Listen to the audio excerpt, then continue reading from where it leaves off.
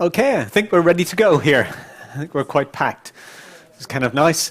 So to kind of kick off here, I'm going to cover the topic of performance, which I don't know, kind of interested. Does people find performance a complicated topic? Find that it's a little bit not well explained? Yeah, I'm definitely in that category. Been there a lot myself.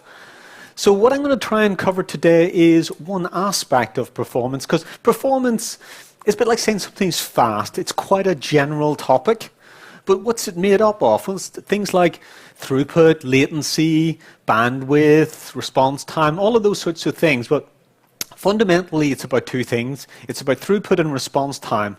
And arguably, response time is the more interesting part of it, because throughput hides a multitude of sins. We need to respond. If we don't have our systems respond in a sensible way, it's not a very good service. So you do a piece of work and you respond too late. Is it of value? Well, it depends. It depends on a number of things. And you'll hear about people talking about real time. So go to the extreme of real time. Let's talk about hard real time. So I'm going to put some terms around this. So rather than just say real time, just say fast, we'll try and qualify some of this. So hard real time. Here's an example of hard real time.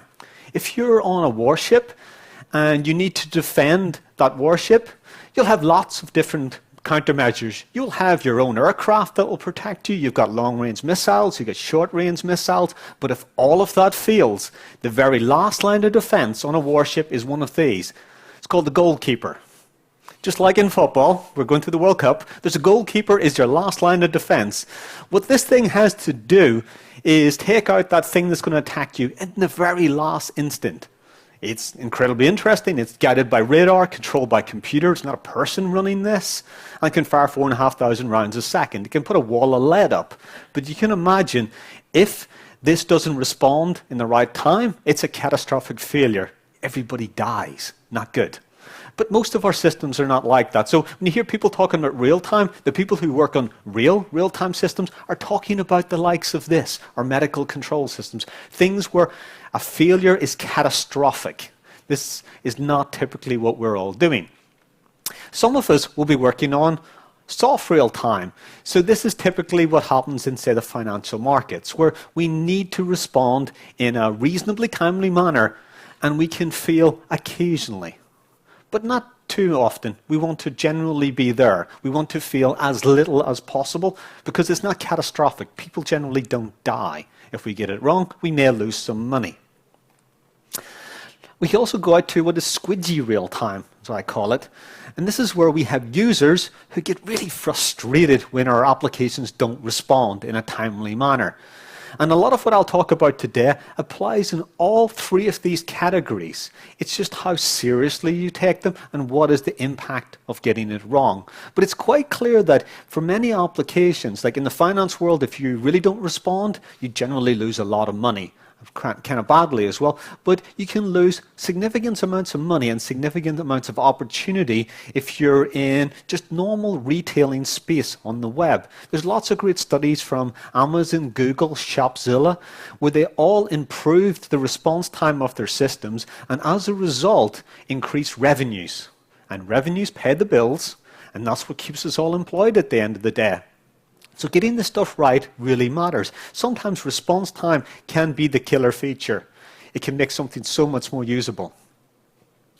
But it's a kind of interesting subject, and many people who are involved in it, and I still think I'm very unaware. The one thing I've started to realize about getting deep into any subject, the deeper you get, the more scared you kind of get how big a subject is.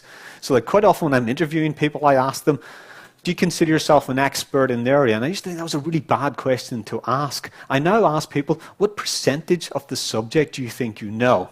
And I keep finding experts will give me a really small number because they realize the vast enormity of what they're dealing with. But for many people, they don't know what they're dealing with and they're happily digging along and stuff can go horribly wrong for them. So we're going to talk a little bit about the stuff that can go wrong today. So what are we going to cover? We're going to cover 5 things. I want to talk a little bit about how we test and measure our systems to get this right. I'm going to do a little bit of theory background on this. So many talks don't go down into the theory. I think we should. We should go back to fundamentals. And sorry, I'm going to give some equations and some graphs, but hopefully they're going to be useful to you. And they're going to talk a little bit about applying this in practice and some real-world experience I have of this, and what was learned from it and how we can apply it ourselves. I'm also going to talk a bit about the pitfalls that can happen along the way. And finally, I'll wrap up with some algorithms and techniques that you can take away. So I just don't want to scare you and think, there's no hope, we're all in trouble. There's actually things we can do. So let's start off first. I want to test and measure. So let's take a simple system. I'm Lord Vader, and I've taken delivery of my Death Star. I need to test this. We typically will be testing systems from a distributed context from the outside in. We can do micro-benchmarking. Micro-benchmarking is great, it's interesting, but it doesn't give you anywhere near the value of testing the whole system and doing that. So we need to test the whole system in realistic ways. Today, the realistic testing quite often involves having single clients that produce huge amounts of loads because we live in an automated world. This is extreme in finance. It also can be extremes in other industries as well. So we got to test the dimension of single clients that hit us really hard. We also got to test the dimension of many clients all hitting us with lots of traffic. This shows up contention and algorithm problems in our systems in very different and interesting ways. So we need to do that. But more interestingly is, how do we measure? Now, we could be measuring out here at the edge, and out here at the edge is telling us that I'm sending a request in, I'm getting a response back. What if these guys aren't very well behaved? What if they have GC pauses? What if they've got bad algorithms? What if they have got trouble logging stuff to disk? They give you the wrong answer to what's going on. A much better way to measure your system is to use an independent third-party observer. Separate the concern of measurement from the concern of load generation. And by doing this, you can get much more accurate information about your system and know really what's going on. I want to know that my Death Star can take an attack. I don't want the guys attacking me to tell me whether it's successful or not, because they can't be trusted. I need to see what's actually happening. Now, I can do that by going to the extreme of buying hardware network capture devices, which will do that in real time.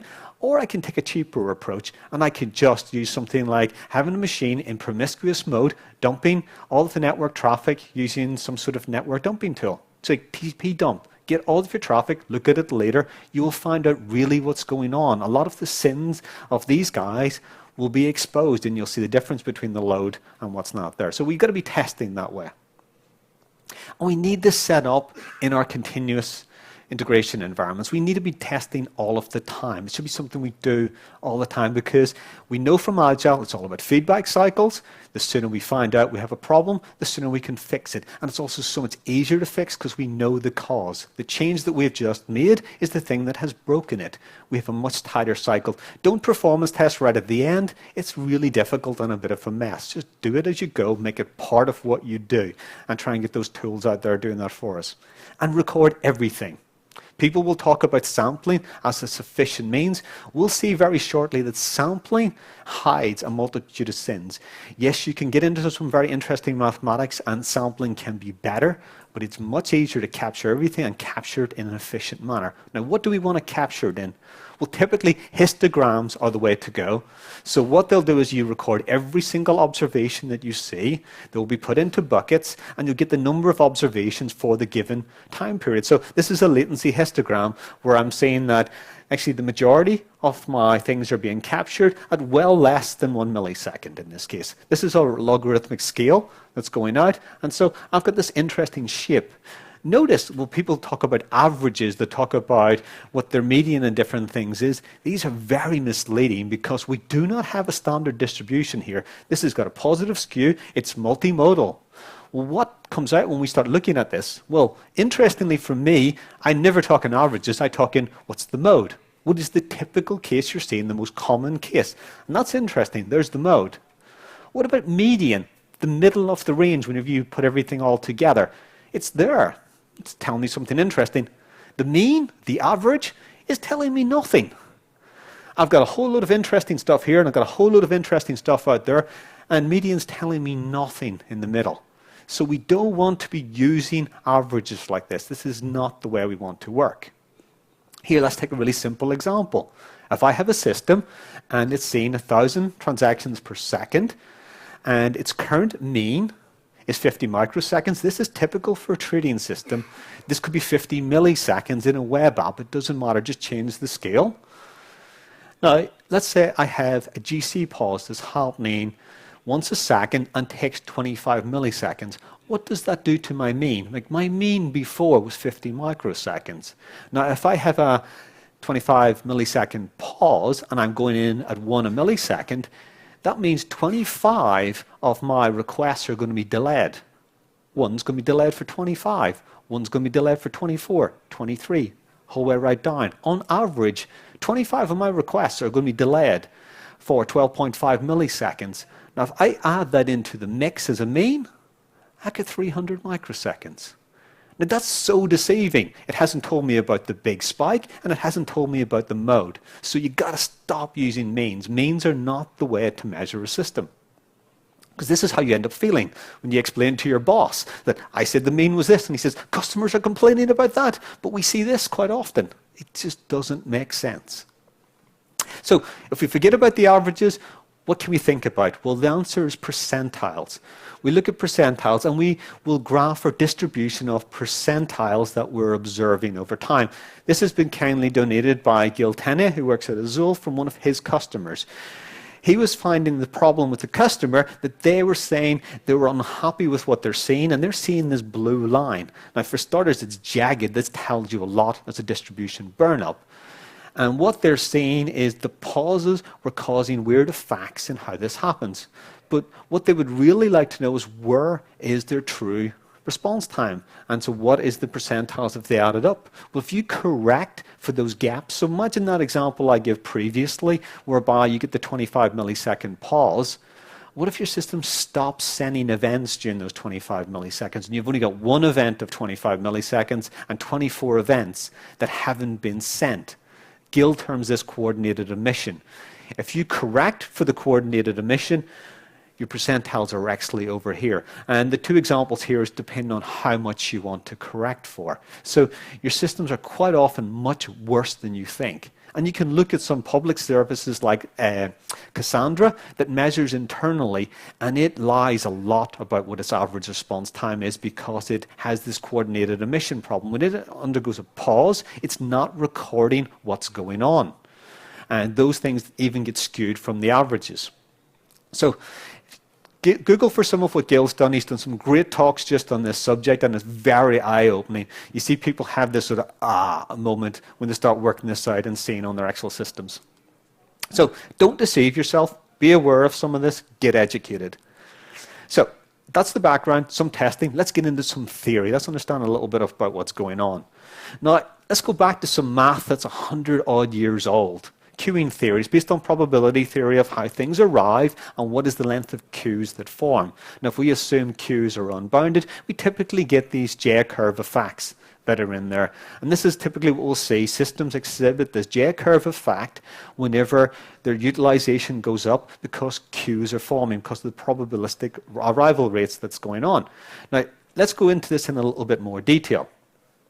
So I'm going to introduce you to a thing called Kendall notation now, where we specify a system along with how the queuing properties actually happen. And you get a number of letters laid out like this, so you describe your system this way. I'm going to describe a system that's an MD1. And what these letters mean is M, being the first letter here, is an example of a Markovian arrival. So it's how the arrival process happens, and this is a distributed system, exponentially distributed with no memory effect. It's quite easy to calculate, but it's also very unrealistic. But it gives you a good picture of what's going on. The second one is the service itself, how it behaves. In this case, it's deterministic. The service could be Markovian as well. It could be one of a number of things. It could be Erlang-based. It could be a number of different things. And lastly, the number of services that we have. So based upon this, we can use different formulas to work out what our queuing effects is. So taking this simple example of the MD1, what's the math look like? Well, if I want to work out the mean response time of my system, I can plug in my service time and my utilization into this formula and work out what mean response time is. Nice and simple. It's kind of interesting.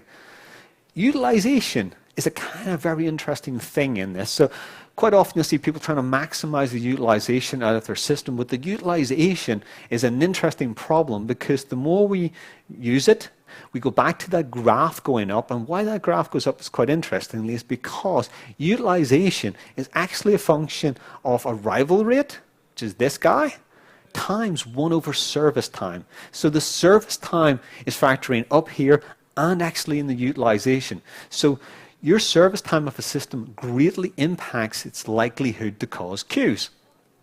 So we go back to this graph for a second. What does this mean? Well, if I've got a graph here, and we'll see that beyond about 60% utilization, this graph starts to turn up quite a lot, and beyond 80%, we're 3 times longer to respond on average than we are when we're down here in this sort of 10, 20, 30% range. I quite often see systems whereby they're running at 90% utilization, so they're way up this curve. And that causes an interesting problem. Now, how can I make a system 10 times more responsive by making some simple changes? Well, if I optimize the service so it runs in just half the time, not 10 times faster, if I get it to run in half of the time, what have I done? I have reduced the utilization by a half, so it's gone from 90 to 45. And then from there, because it's half the time, the graph's actually lowered again. I have now got a 10x improvement in average response time because I've improved the speed of the actual service. Math is wonderful. Finding these problems is great on how to make your system much more responsive in the average case. It's great. So always ensure you have sufficient capacity in your system. Otherwise, you start running into these queuing effects. You may have also heard of Little's Law. So Little's Law is 50 years later, which is 50 years ago now. John Little proposed Little's Law, and it's still been proven to this day. The difference is this is for a system that is in steady state. But the beautiful thing about it is it doesn't matter what the arrival rate pattern is. It doesn't matter what the service time pattern is. So there can be completely non-deterministic service, completely non-deterministic arrival rate, and this still holds true.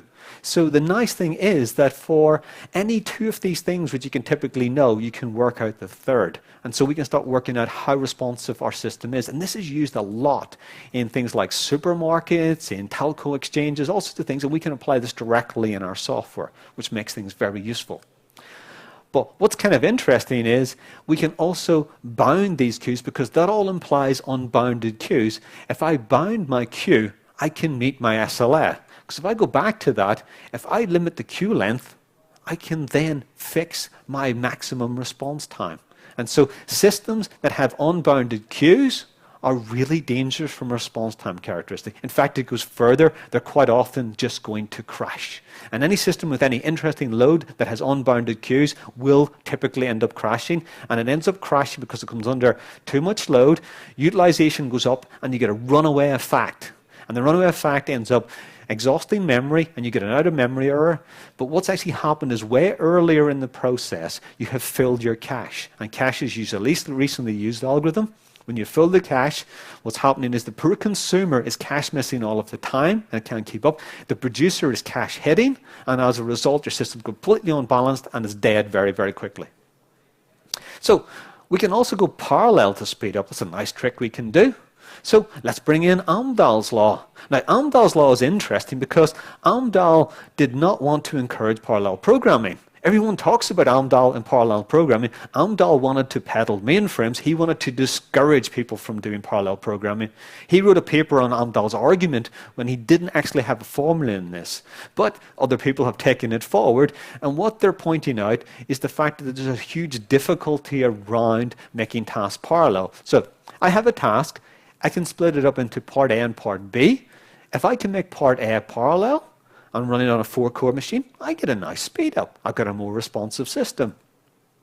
What if I can only make part B parallel? Well, I can't get that much of a speed up. But if we extrapolate this forward, it starts getting really interesting. So if I extrapolate something forward and say only 5% of my algorithm is a serialization point, 95% if it can go completely in parallel, I still cannot get even a 20x speed up. Because I'll always asymptotically approach it, I can't even get there. But I'm still having to throw over 1,000 cores at it to get to that point. we will not get those speed up effects. So we cannot have parts of our code that is shared and it hurts us. The really scary thing is, this is the best case scenario. Because if we look at the work of Neil Gunther, he took this further and realized that by measuring real-world systems, it was more complex than that. The speed-ups weren't even happening because there was two factors that were applying. There was the factor around the contention penalty, so that was exactly the same to Amdahl's law, but also there was a coherence penalty. So whenever you've got the contention on that point, you have to make your traffic coherent to deal with that coordination on it, and that has a cost. It has a very significant cost, especially if it's distributed. So let's apply that formula, and we've got the Amdahl's law on the nice blue curve from before. Well, what happens if I add in just a 250 microseconds coherence delay around that contention point? Look, it gets worse. We dip over, and it looks okay for a while, and then the coherence costs start to dominate. And this is what Neil Gunther discovered when he was profiling real systems. He didn't even get to the scary case of how Amdahl's law was suggesting. And so plugging this in, we can realize what's really interesting for me is looking at this example, we're starting to see 16, 32, 64 cores. We're just about to reach the point of divergence where this is all going to get much worse really soon as we're dealing with parallel systems that have contention points. So what's this all about service times? It's kind of interesting in how we go forward. Well, for the service times themselves, we want to be as consistent as possible, because we cannot control our arrival rates. They're going to be random. We actually want them to happen. The best thing we can do is to try and keep our services consistent. And the best way to do that is to make sure we use algorithms that have a deterministic behavior or close to deterministic as possible. So ideally, order 1, but that's not always possible. But at least have like log n, or the square root of n. We need to be at that sort of level. Once we go beyond order n, things are not good. We start getting very slow and very unresponsive. So we need to be embracing basic algorithm theory and understanding the order of our algorithms. This is a whole talk on its own, but just making you aware of it. So let's get into a bit of real practice. These come from a client of mine I was working with earlier in the year, who have asked me not to name them, but have very graciously allowed me to talk about the actual problems we're seeing and how we were addressing them. We were measuring a trading system that was dealing with thousands of events per second and trading down in the tens of microseconds. So kind of interesting, typical high-performance space. This theory all transfers directly up into milliseconds or seconds, depending on what you're doing. It's all fractal. These patterns happen over and over again at all levels of scale. I find myself consulting down in the microseconds and even sub-microsecond space and in the multi-second space. I find myself applying exactly the same patterns and looking for the same sorts of things. It's just a question of scale. So what does it look like when you capture every single event that goes through a system? We can see averages are complete nonsense. We already know that from before. We don't want to talk in averages. This is a log scale, so you can imagine there's a huge distribution here, but it's noisy. And there's interesting effects, and there's messes and stuff and all. And we're down here in the sort of high tens of microseconds for this system to respond, and it's doing a fair bit of work. This is a system that's processing financial transactions. It's replicating them to multiple machines. It's writing them to solid-state storage. So this is not a trivial thing. It's doing significant pieces of work, which I find really funny because you look at many web apps, and they're spending all of their time parsing XML and JSON and sort of creating heat and taking seconds, when some of these things are doing far more computational work in tens of microseconds, because this sort of stuff is possible. But this is what we're getting. And look at these weird spikes and stuff. And so we've done a lot of profiling, and a lot of these slides are what happened over the course of a week of improving it.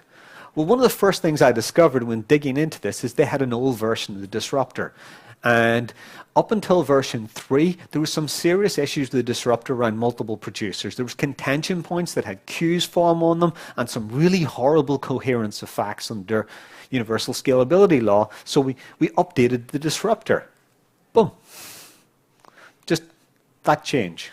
That was the updating the library to the latest point. So we've got an overall kind of major improvement in performance for the mode, but we've also cleaned up a lot of the nasty spikes that were there before, but we still got lots of other spikes. And we've got strata and all sorts of interesting things going on there. So what I like to do is dig into this, find out what's in all those interesting things, and what can I learn from that? What can possibly be causing that? And this is where pure science kicks in, because you've got an observation, you've got to create a hypothesis for that. What's causing that? Design an experiment to try and prove your hypothesis, and then measure and see if you get that result out. So this good old pure science is what this is at this base. So I want to dig into one of those areas. Like, I want to go over here and I want to get what's in there, what's in that interesting bit. Well, if I explode it, it looks something like that. See some interesting effects. We've got lots down here. We've got a jump up effect. Then we've got this huge step with gaps and stuff in between. We correlate that with a lot of our logs. And what do we discover? Those gaps are garbage collection.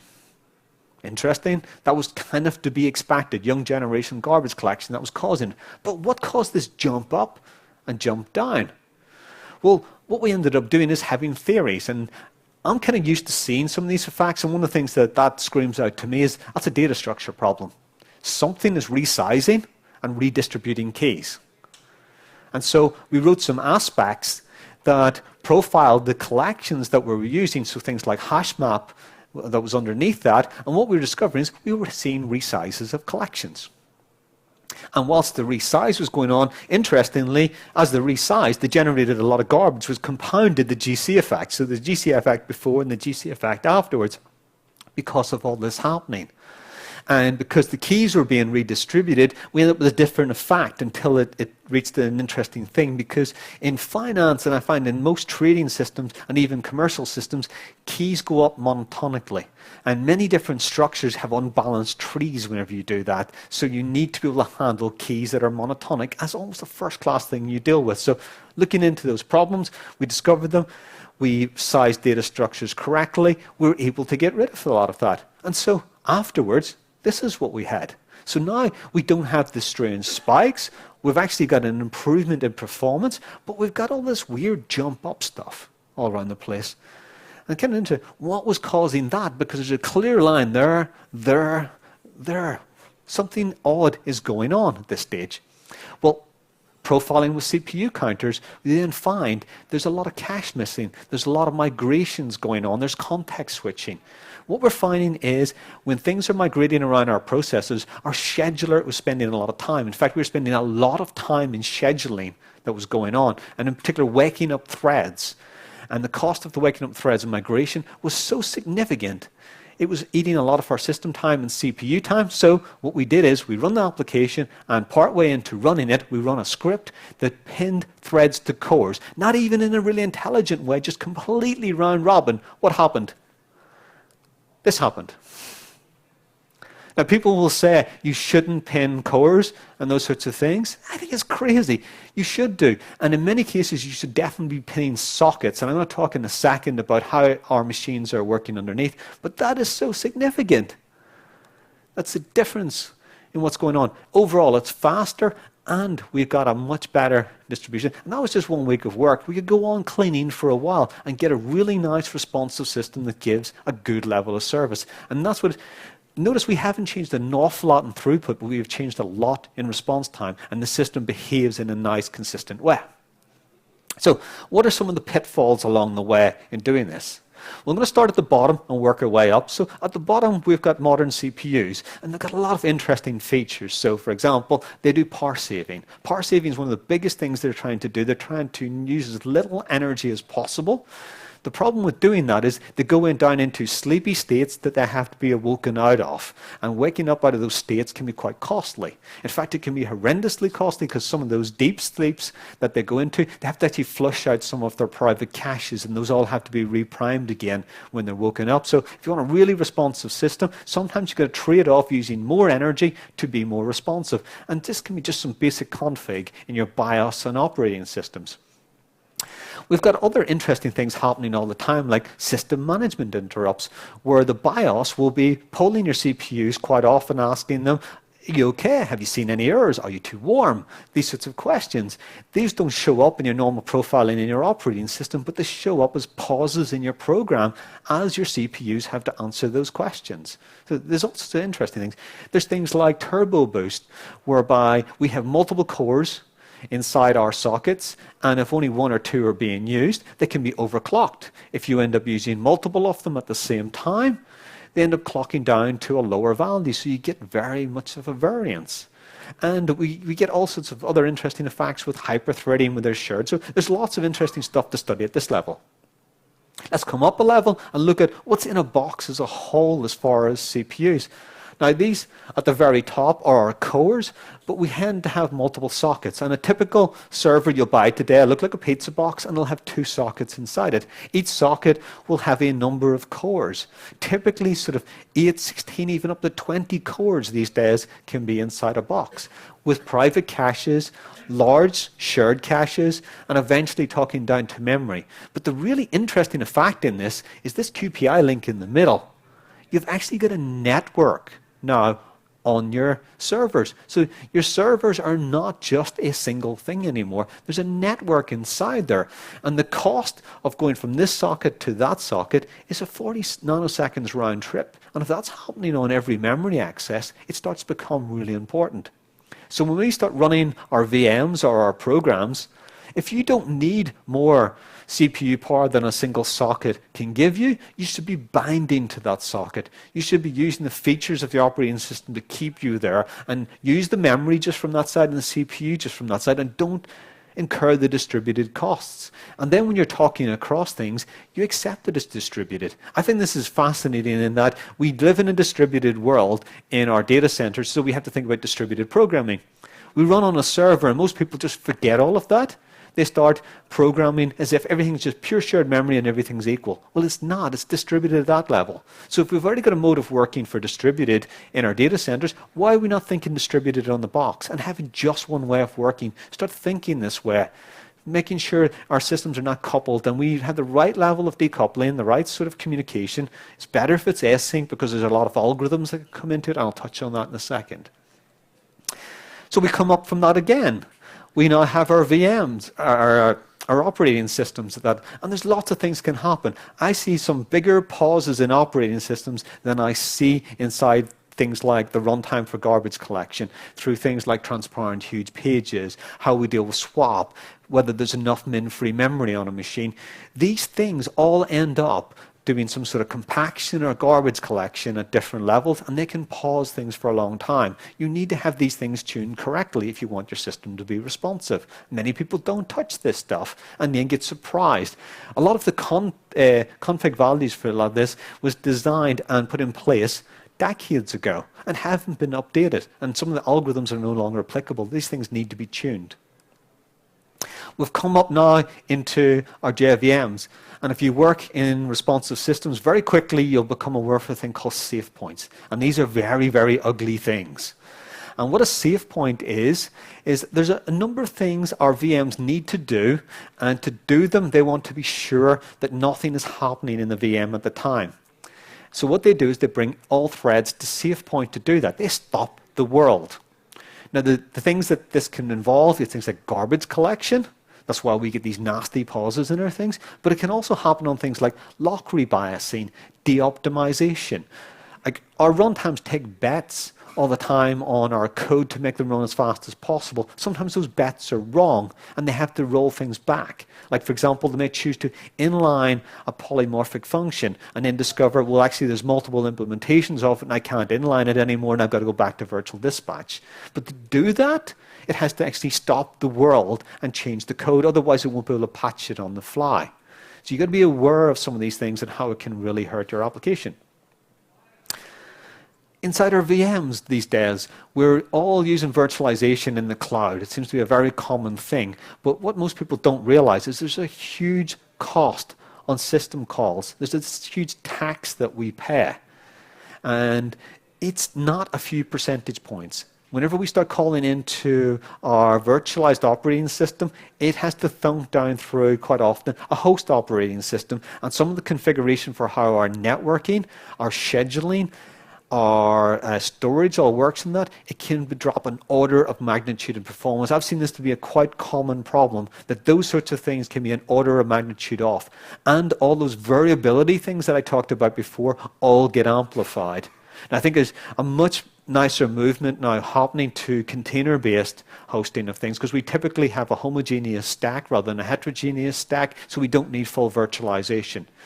Things like Docker, LXC are movements in the right way, where you've effectively got native performance, but you've got a lot of the benefits that we normally get from virtualization, and it's a nicer way to go. But be aware of this, and there's a huge cause of pauses. In our code, one of the biggest causes of pauses I see is people using locks and notifying on locks. So the classic pattern is, I'm going to do some useful work and I need to notify another thread that that work is there. So some object I'm going to call notify on it. It could be signal on it. It could, whichever mechanism we have, a semaphore inside our languages. When we do that, we get the operating system involved. And once we get the operating system involved in that, we are playing roulette with our response time. I have seen anything from 2 microseconds up into the seconds for what can happen at that point when you call these. And these just become these weird, unexplained pauses that's really unpleasant that's going on. So one of the things I'm very aware of at the moment is everyone's jumped on the functional bandwagon. A lot of that's great, but one of the things that's come with that is a lot of people talking about futures. And futures are a very poor way of dealing with asynchrony. Because unless they compose very well, you're into this case of notifying all of the time rather than truly embracing asynchrony and dealing with it correctly, because you end up with this notify problem. So when you hear people talk about peddling their futures, ask them what the implementation is underneath it and how do they deal with this and how does it scale and what's the variance on the response time. Because a lot of what we end up dealing with is we're dealing with abstractions. Because that's we need these abstractions to live. And I think Joel Spolsky's described this really well. I personally believe abstractions need to be representative. If they're not representative, we end up with all of this weird stuff leaking through. We quite often go top down with abstractions. I think we need to be coming bottom up, and they're always representative on the way. Because we cannot ignore what's underneath. We should be abstracting. We should know enough. And I sort of take a lot of this back to mechanical sympathy. It's back to like driving a racing car. You don't need to know how to build the engine. You don't need to know how to rebuild the gearbox, but you've got to know enough about how it works so you use it without abusing it and get the best out of it. So we've got to be learning at the right level for what's going on underneath. Now, what happens in the presence of failure? This is kind of interesting because whenever failure occurs, usually systems go horribly wrong. And any Monty Python fans might remember this sketch. I'm probably showing my age a little bit. It's only a flesh wound. We've got to keep going. We've got to keep going in the presence of failure. So more on that coming later. So let's go straight into the last section now. On what can we do? How can we make this better?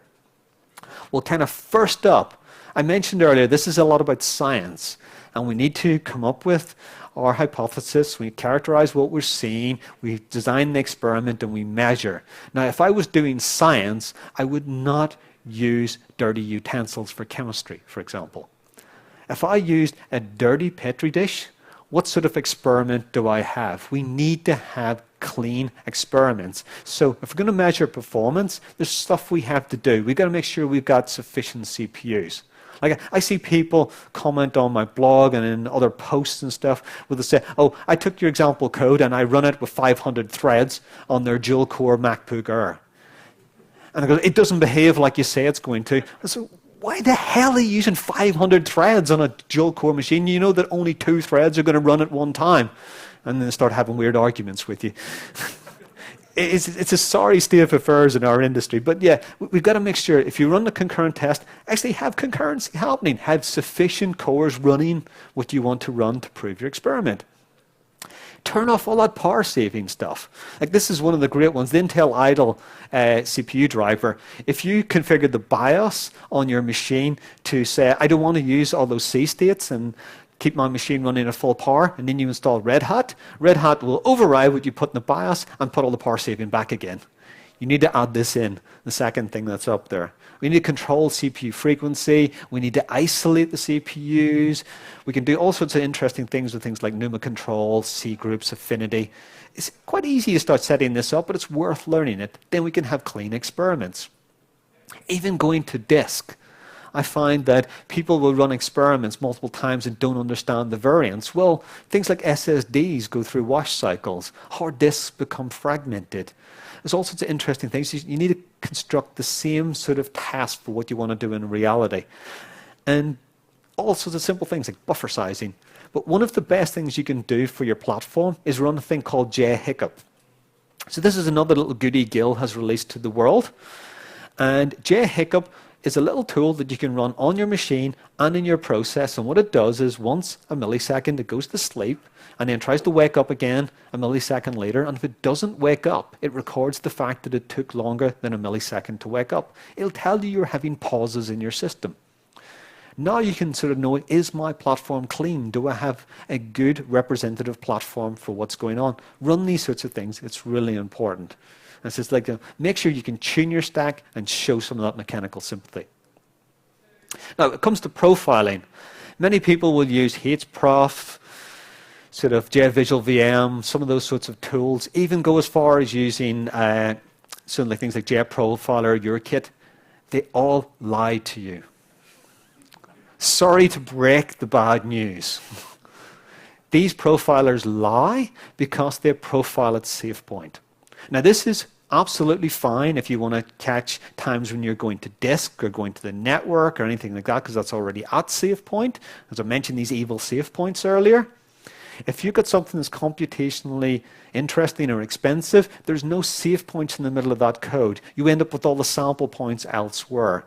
We're starting to get profilers now that do this. Some VMs have it built in. So things like Azul Zing has got a built-in tick profiler that's a real profiler. JRocket has it now with Mission Control. Both of those are commercial, so you have to accept that you're not going to get this as open source. But there are now starting to appear some other open source alternatives where people like Jeremy Manson at Google has released his version that sort of works into the API, and Richard Warburton's also released a version of that as well. So we're starting to get the ability to profile. Personally, what I really like to do is add tracing and telemetry to my own code. And this is really useful to do anyway. So where I expect queues to be in my code, I put real queues in my code. I put in queues that I can actually read the size of. And things like concurrent link queue, you can't read the size because it's not an order one operation, it has to walk the queue. A red blocking queue or link blocking queue, you can't read the size. Problem is, it's got a lock around it, and it's the same lock that's used for producing and consuming from the queue. So you've got a Heisenberg effect on what's going on. We need queues whereby you can observe the queue without impacting what's actually going on. And we need to store all of this data in histograms and make it available. Then it's so easy to profile your code. But also, it's the telemetry that tells you what your system's doing in the wild. It's doing the real things that's going on. So build the stuff in. Have telemetry first class. So pro tip, make sure you do this and use the histograms. Again, a shout out to HDR histogram as a really good implementation of that. I find that the nice thing is over the years I was developing a lot of stuff myself, and I'm glad now that I don't have to. So the Disruptor has a histogram in it. I don't use it anymore because HDR histogram's better. I used to write my own performance tests. That was really annoying. Now I can use JMH because it's better. There's some nice tools that are out there we can just pick up and use, and we don't need to invent a lot of this for ourselves. So I mentioned earlier about being asynchronous, and in particular I want to talk about batching for a second, because most people think batching is to do with offline, boring, dull systems. Well, batching in online systems is one of the best ways to maximize your throughput, make your systems efficient, and give you really respectable latency. Your typical system, we've seen before, will follow that red line. It is possible to follow the blue line for response times and get completely maximum throughput if you batch correctly. Now, these algorithms can be applied all over the place. I'll give you an example here now. So, precious resource, I want to write to disk, I want to write to a database, I want to write to a network. If I have multiple producers writing to it, I have contention as a problem. I've got a unit of time problem, so that if I have 1 unit of time required to do an action on that, 3 things go to write at the same time. 1 happens in 1 unit of time, 1 happens in 2, 1 happens in 3, and that continues on with number of producers. What if I put something in the middle so that I capture all of those events that need to happen, and I have a batcher that's writing those down very efficiently, filling blocks to disk, batch inserts to the database, writing to a network, filling MTUs. I get much better utilization. I've amortized the expensive costs, and I have solved my latency problem. So for example, 10 things turn up at the same time. One thing will go in 1 unit of time. If it was just as before without something in the middle, you're going to go 1, 2, 3, right up to 10. Your mean is 5 units of time. If you've got batching in place, one thing goes in 1 unit of time, and the worst case scenario, you put the 9 in the 2nd unit of time, you still have completed the whole thing in 2 units of time and only used 2 units of operation on the underlying resource. So you've got much better utilization, much better service time, much better response time. And it's so much easier to reason about because you've got no concurrent access to that. You've got single-threaded access. It's easy to reason about, easy to work with, easy to understand. So amortize those expensive costs.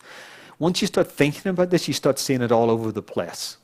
And it becomes quite clear. Also, the things like the batcher here, because it runs doing the same thing over and over again, it's got a hot cache. That cache is used over and over again. It runs even faster. It's the way to go. Also, once we're going async and we're batching up like this, we can also still do other interesting things, like we can apply backpressure. So what happens if my storage isn't keeping up? I've used it really friendly, but I cannot write anything more to it.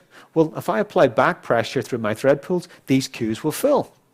Once those queues fill, it applies backpressure on the network, backpressure through the other queues, backpressure the whole way to the client, and that has a nice, interesting effect in that by applying backpressure the whole way, I can start denying new work coming into the system and not crash. The alternative is I just accept all the work, have queues become unbounded, fill up memory, crash.